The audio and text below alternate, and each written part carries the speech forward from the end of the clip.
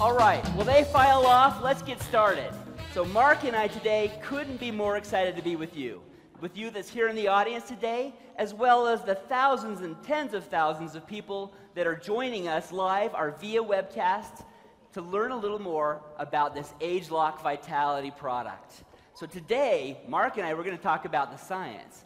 And to understand the science, you really need to understand, let me get my slides up here, but you need to understand how our competition is still focused on addressing things like the sources or the signs and symptoms of aging, where we, through our collaborators with LifeGen Technologies, one of our key partners, and these scientists behind us, as well as hundreds of other scientists around the world, are helping us for the first time being able to get to the heart of the matter, to address not only the signs and symptoms of aging, but actually address the sources of aging. Now, as we talk about aging, it's really important for us to better understand the aging phenomenon. So Mark, as we do our clinical studies and our consumer surveys, and we evaluate what people are most concerned about, tell us about the concerns that people face as they grow older. Well, the first thing a scientist usually does when he wants to understand science is go to the textbooks, go to the published papers, and that's all we can do to get a bit of a feel for aging, senescence, all of those things that are associated with the aging process. But really, when you want to understand the heart of it, you need to ask and talk to people, right? And one of the unique things about the Nu Skin scientists that I love is that we get to talk to real people. Even though scientists aren't great in the interpersonal skills department, we have asked a lot of people about what aging means to them. And you know, when you boil down all of the scientific publications and when you talk to people, it's really very simple. People, as they age, don't like to look older and they don't like to feel older. It's that simple, right?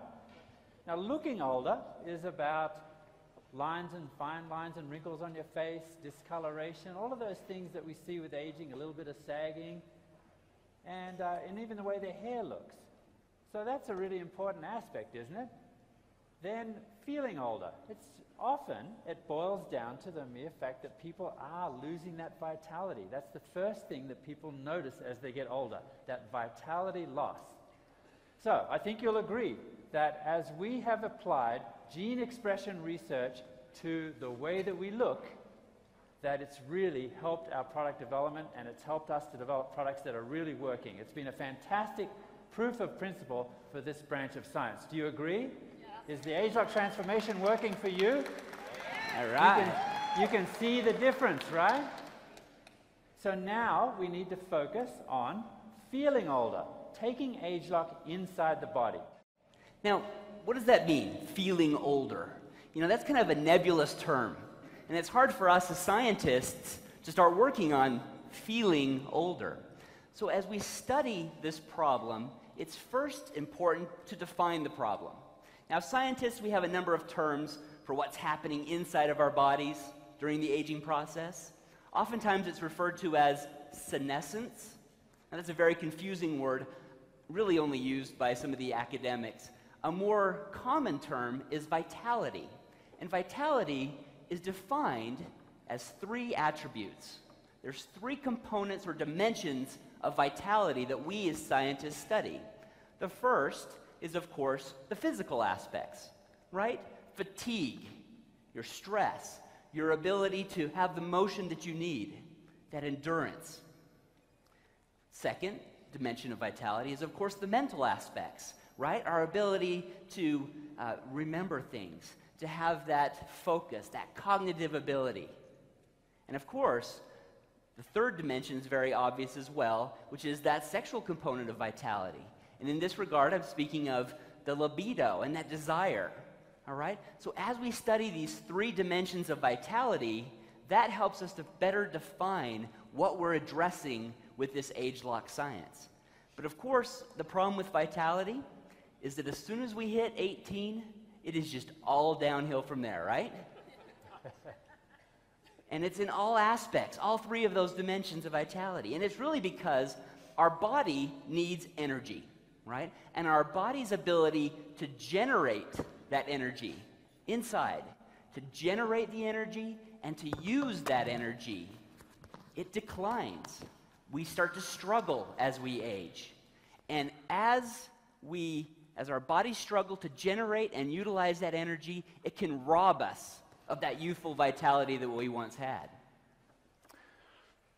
Right, yes, an age-related vitality can be an ugly thing. Just ask anyone who's knocked on Scott's office door after 3 o'clock in the afternoon. Oh my goodness, look at that. Well, Mark, I think, see the clock says 5:10? That's because I've been working all night. That's just you guys showing up in the morning. Right. Now, the thing I've been studying is what is the molecular or the biological cause of this age-related vitality decline? What causes that within our bodies? And this is where it gets really interesting for someone like me who's a cell biologist. So, of course, we're not just talking about a psychological event, this aging process and this loss of vitality, right? And we're not psychologists. We're actually going to have to look inside the body.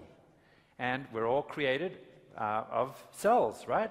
We consist of trillions of cells in our body. And as you look at the cell, then you can start to understand aging.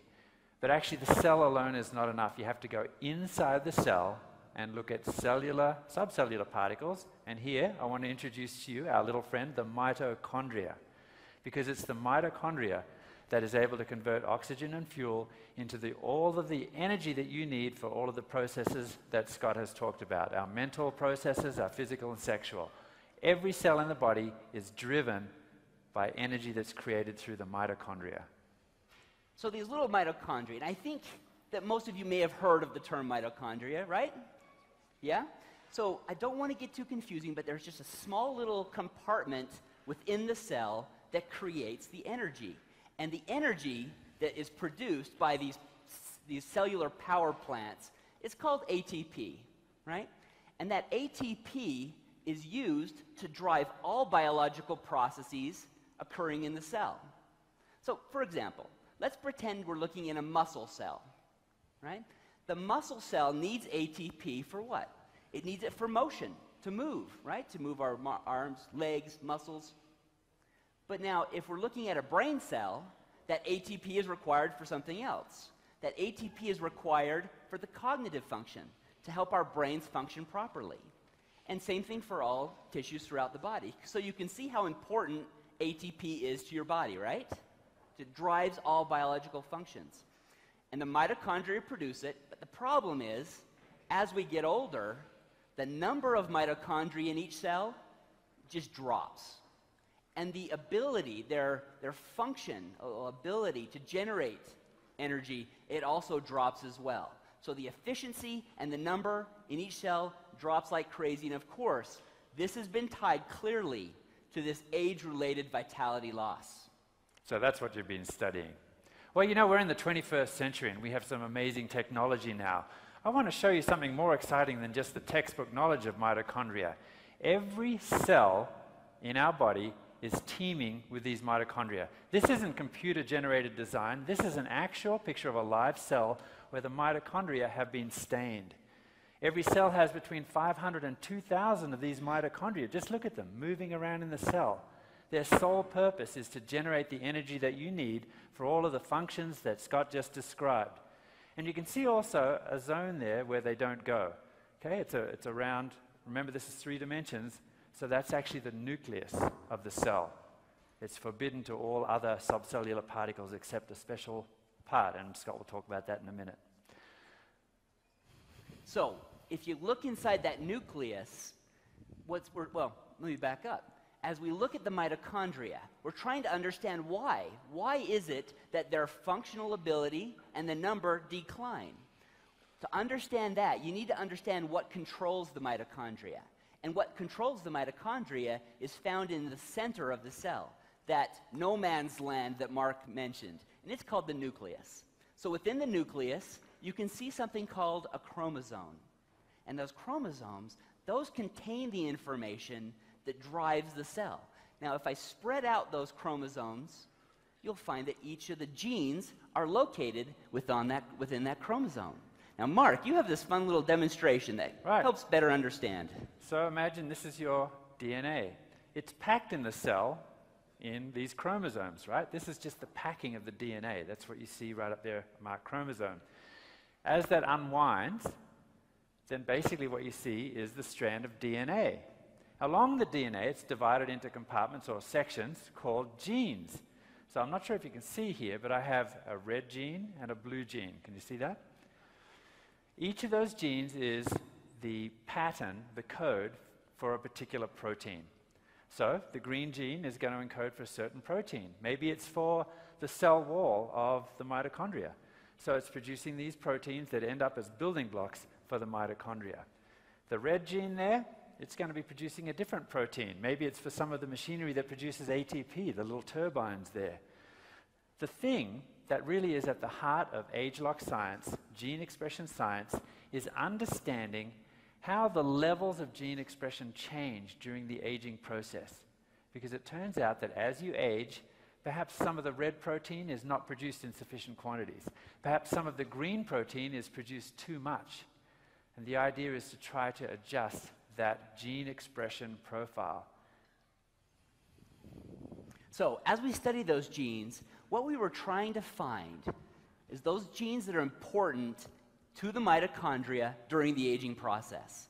Now, in every cell of our bodies, there are over 25,000 genes, and those genes change with age. It's a lot like a car. Let me give you a little example. Let me give you an here. analogy to show you how the mitochondria, let's compare it to a car, just in case you're not getting the message yet about the importance. So the car will convert fuel, gasoline or diesel, and oxygen into power, right? If you have a young vehicle, one that's just driven off the lot, then it's actually going to produce that energy quite efficiently. It'll be quite powerful. It's not going to have pollution. It's going to produce sort of a clean exhaust. And so it's going to have really good fuel economy, right? Now, as the car gets older, if it's like mine, a 38-year-old Land Cruiser, it's not quite as efficient anymore. It starts to age. So it produces less power. And along with that, it's actually producing more emissions than the EPA would like. And so let's compare that then to the mitochondria. It's really the same story. Mitochondria converts fuel and oxygen to power, to energy. As they get old, they get less efficient at doing that. And to make matters worse, they're producing some toxic byproducts, which we know as free radicals, which actually accelerate the aging process further and further damage the actual mitochondria. So you can see this is an extremely important area to focus on in terms of our energy and vitality and our youth. And, well, what happens to your car when it gets too old? How do you improve its performance? Oh, Mark, you know I'm not very good with cars. I drive faster. No, that's not going to do it. No, what you want to do is sort of restore your car to a sort of more youthful state. You know, I did change the windshield wipers. Right, not going to do it. Anything else? Any other ideas, Scott? On how to improve the performance of my car, normally I just turn up the radio so I don't hear all the creaks and rattles. Okay, so don't let Scott drive your car, okay? Well, that's really the crux of the problem. If this is the issue, if we've drilled down to the point where we know that the mitochondria are the issue, how are we going to retune those mitochondria? How are we going to do that? Well, of course, it all stems from the nucleus.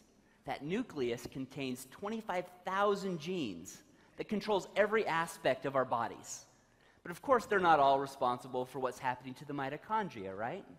So with our partnerships at LifeGen and our collaborations around the world with the leading anti-aging genetic experts, we've been able to identify that the mitochondria have 372 genes that change with age.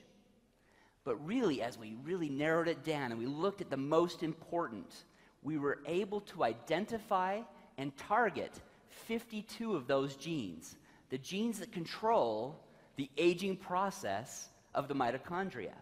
So we used ageLOC science to first identify that, what we call a youth gene cluster, or these 52 genes, this group or cluster of genes that all work together to drive the aging mitochondria.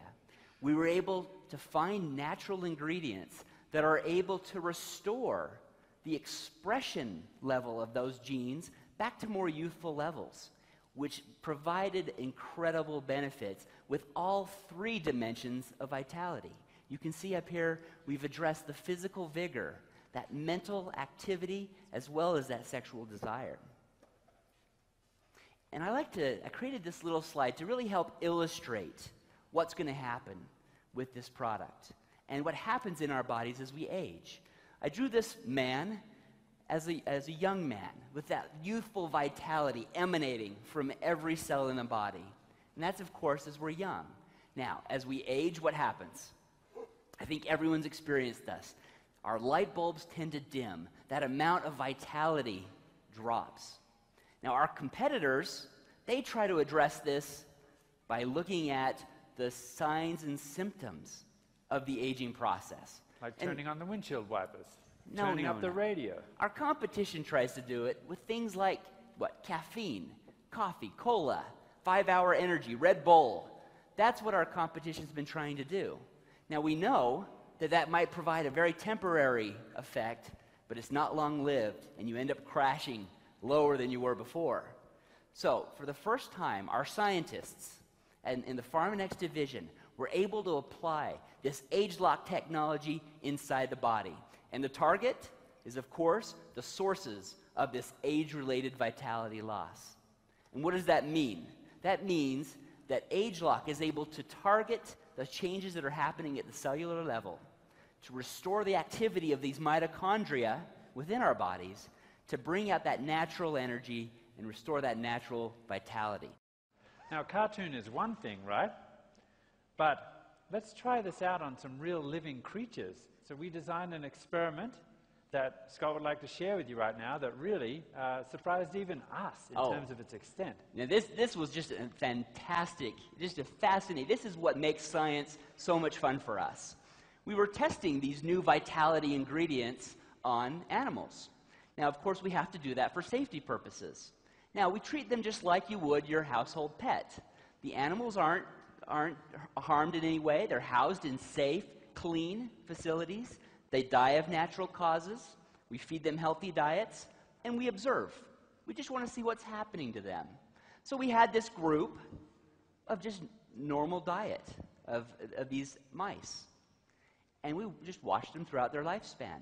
Then we had another group of animals, this other group of mice, who we fed the exact same diet, only we would add these ingredients that we identified using the ageLOC science approach. And it is important to note that they weren't fed these ingredients at birth, but basically they were healthy, basically young adult mice by now, equivalent to about 30 years of age before we then started to feed them an ageLOC ingredient. So you're right. A 30-year-old in mice years, we started to feed the ageLOC ingredients. Now, it's important to note, these are genetically identical animals. There's no difference. These are brothers. And at 30 years old, we started feeding. And we waited until they were an equivalent of 96 years old. You know, what you typically expect of an aging human might be in an old folks' home, very limited mobility. And what we saw was just so striking, we had to get our video camera and we had to record it for you. And what we saw was kind of scary. The control animals that had been just fed a normal, healthy diet, at 96 years old, there was only one left. In the other group, who we had just did one change, added a single vitality ingredient, there were many animals still alive. But what was most striking is their energy levels. And let me just show you the video that we took of that. Now, the mouse on the right was that one fed the ageLOC vitality ingredient. And it's representative of all the other mice that were in that same group. Now, that one last mouse on the left, it looks like what you'd expect from a 96-year-old man or woman. Not a lot of energy, just sitting around, just moving a little. And as you look at that mouse on the right, it's so dramatic. As you see, compared to younger mice, the 30-year-old mice that are in the same area, they look exactly the same. It was just so striking. Yep, and this is one of several that were alive at the time. And in fact, we took this video, I think about 2 months ago now. Almost 3. This guy here is still alive. Isn't that amazing?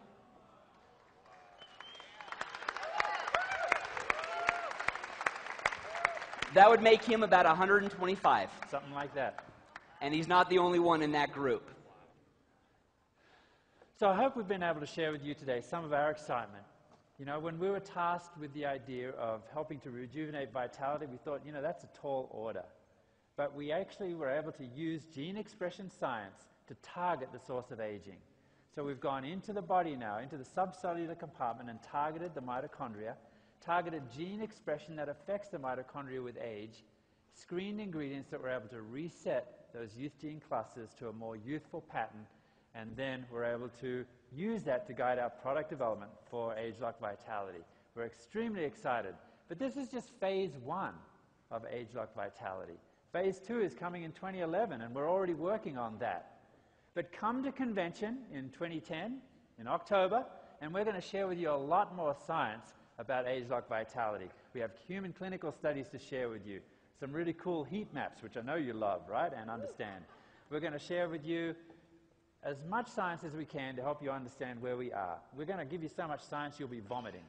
Thank you so much, and we'll see you in October. All right, thanks, guys.